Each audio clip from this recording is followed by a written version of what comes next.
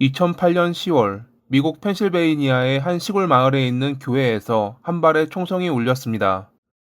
잠시 뒤 홀로 있는 방에서 머리에 총상을 입고 발견된 요셉이라는 남성. 목수였던 그는 교회 목사인 셔머의 방에서 사망한 채 발견됐는데 확인 결과 스스로 목숨을 끊은 것으로 밝혀졌습니다. 아내가 목사와 바람을 피우는 것을 알게 된 그가 이를 견디다 못해 그러한 선택을 한 것으로 보였죠. 목사가 불륜을 저질렀고 이로 인해 한 사람의 생명, 가정이 파괴됐다는 것 때문에 셔먼은 결국 교회를 떠나야 했습니다. 여기까지만 보면 법적 문제는 없었지만 그가 많은 이들의 비난을 받는 것으로 끝나는 듯 보였습니다. 하지만 이 사건이 도화선이 되어 과거 셔머의 여죄가 드러났고 얼마 뒤 결국 그는 2건의 살인으로 종신형을 선고받았습니다.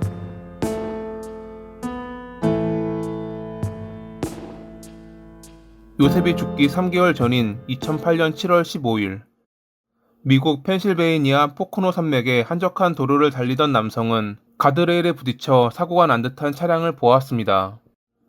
그는 곧바로 차를 멈춰 사고가 난 곳으로 달려갔고 거기서 도움을 청하는 셔머 목사를 발견했습니다. 괜찮냐는 남성의 질문에 그는 자긴 괜찮지만 아내인 베티는 그렇지 않은 것 같다고 말했죠. 그의 말대로 조수석에 타 있는 베티는 많은 피를 흘리고 있었고 정신을 잃은 듯 의식이 없어 보였습니다. 좀 이상한 것은 같이 사고가 난 것 치고는 멀쩡해 보였던 셔머가 전화기가 있음에도 불구하고 911에 도움을 요청하지 않았다는 것입니다. 일단 남성은 그를 대신해 911에 신고했고 잠시 뒤 베티는 병원으로 옮겨졌지만 몇 시간 뒤 결국 사망했습니다. 담당 의사는 그녀가 이미 병원에 왔을 때는 손을 쓰기 힘든 상태로 두개골 골절과 뇌경막하 혈종으로 인해 사망했다고 알렸습니다. 9년 전에도 첫 번째 아내를 사고로 잃은 셔머는 두 번째 아내의 죽음에 슬퍼하는 모습을 보였습니다. 그런 그의 모습을 교회 신도인 요셉은 가증스럽다는 눈으로 지켜보고 있었습니다. 그가 그러했던 이유는 셔머가 자기 아내인 신디와 바람을 피우고 있었기 때문이었죠. 과거 알코올 중독 때문에 고생했던 요셉은 아내와 함께 교회를 찾았고 둘은 얼마 안 가 신자가 되었습니다. 목수였던 그는 자기가 직접 만든 탁자나 의자를 교회에 기부했고 신디는 교회 목사였던 셔머의 비서를 자처할 정도로 믿음이 강했다고 합니다. 하지만 시간이 흐르며 셔머와 신디의 관계는 단순 목사와 비서가 아닌 사랑하는 관계로 변했습니다. 처음 그들의 관계를 눈치챈 것은 요셉의 딸이었던 사만다였습니다. 그들이 주고받은 마치 연인 같은 문자를 우연히 보게 된 그녀는 아버지가 이 사실을 알게 된다면 힘들어질 것이라 생각해 잘못된 관계를 알고 있으니 그만 끝내라는 익명의 메일을 보냈습니다. 익명이었지만 어머니는 이 메일을 보낸 게 딸이라는 것을 알아차렸고 절대 둘이 그런 관계가 아니라고 주장했습니다. 하지만 요셉이 알게 된다면 오해를 할 것이고 충격받을 것이라며 아버지에게는 말하지 말라고 당부했죠. 사만다는 아버지를 위해 침묵을 지켰지만 결국 얼마 안 가 요셉은 아내의 불륜을 알아차렸습니다. 그는 믿었던 둘의 배신에 매우 괴로워했고 끝내 잘못된 선택을 하고 말았습니다.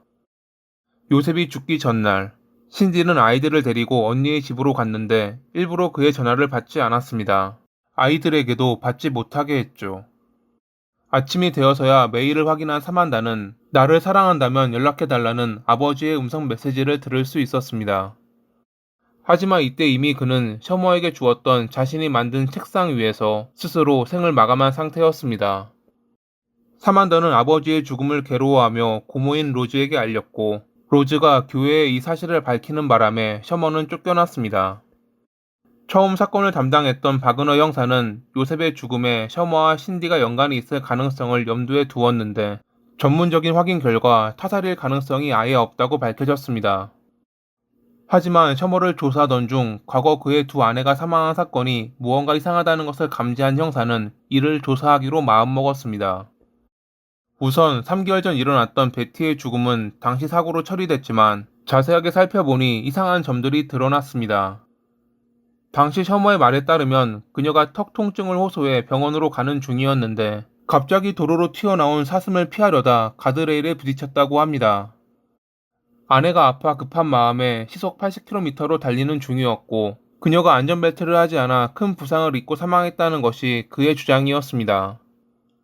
하지만 평소 베티를 알고 있는 지인들에 따르면 그녀는 안전을 중요시했기에 항상 안전벨트를 했다고 합니다. 이에 대해 셔먼은 그녀가 안전벨트를 하지 않으면 몇 초 뒤 경고음이 울리는지 확인하려고 하던 중 사고가 났다고 둘러댔고, 나중에는 안전벨트가 턱 통증을 심화시켜 풀었다고 말을 바꾸었습니다. 이상한 점은 이것만이 아니었습니다. 베티는 당시 머리에 충격을 받아 사망했는데 차 내부에는 그녀가 머리를 부딪힌 흔적은 없었습니다. 또한 도로에도 급하게 운전대를 꺾으며 브레이크를 밟았을 때 나타나는 스키드 마크가 존재하지 않았죠. 더 중요한 것은 당시 셔먼은 시속 80km로 달렸다고 주장했지만 생각보다 그의 차는 멀쩡했고 에어백도 터지지 않았다는 것입니다. 심지어 앞 범퍼와 문짝만 수리하면 멀쩡하게 굴러갈 정도였습니다. 거기에 그의 차 동전함에 있던 동전들도 사방으로 터지지 않고 그 자리에 그대로 남아 있었습니다. 만약 그가 주장한 속도로 달렸다면 가드레일을 휘게하는 정도가 아니라 아예 뚫고 나갔을 것입니다. 형사는 전문가에게 의뢰해 시뮬레이션을 돌렸고 확인 결과 그가 겨우 시속 30km의 속도로 가드레일을 박았다는 것이 밝혀졌습니다.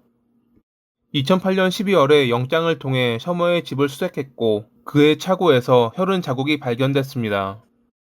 마치 누군가가 피를 흘리는 다른 사람을 차에 태운 듯한 흔적이었죠.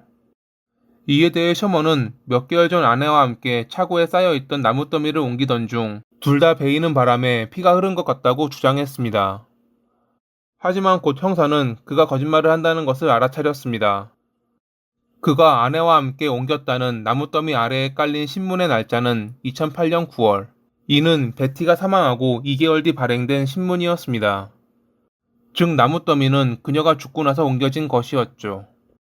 이렇게 베티의 죽음에 관해 조사하는 가운데 형사는 셔머의 첫 번째 아내였던 주얼의 죽음도 이상하다는 것을 발견했습니다. 1999년에 그녀는 청소하던 중 지하 계단에서 넘어지면서 머리에 부상을 입고 사망한 것으로 알려졌는데 기록에 따르면 갈비뼈나 골반에 충격을 받은 흔적이 없었고 손이나 손목도 부러지지 않았습니다. 또한 그녀의 몸과 계단 어디에도 긁힌 자국이 없었죠. 당시 검시관은 그녀의 죽음이 불확실하다며 좀 더 자세히 조사할 것을 촉구했지만 어떤 이유인지 경찰은 조사를 하지 않았고 결국 주얼은 사고사로 처리됐습니다. 진단 기록을 통해 그의 두 아내가 머리에 같은 모양의 상처와 부상을 입었다는 것을 알게 된 형사는 그가 그녀들을 살해하고 사고로 위장했다고 확신하며 조사를 이어갔고 2010년 9월에 셔머를 우선적으로 두 번째 아내인 베티를 살해한 죄로 체포했습니다. 살인과 증거조작 혐의로 재판을 받은 그는 무죄를 주장했지만 90분의 심의 끝에 배심원단은 유죄를 판결했고 재판부는 가석방 없는 종신형을 선고했습니다.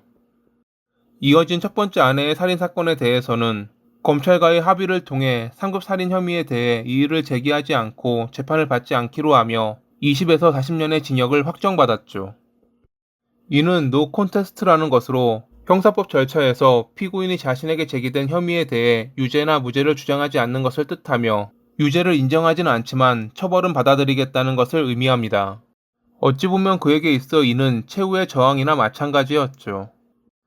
지금도 그는 자신의 무죄를 주장하며 첫 번째 아내와의 사이에서 태어난 자식들과 신디는 그를 지지하고 있습니다.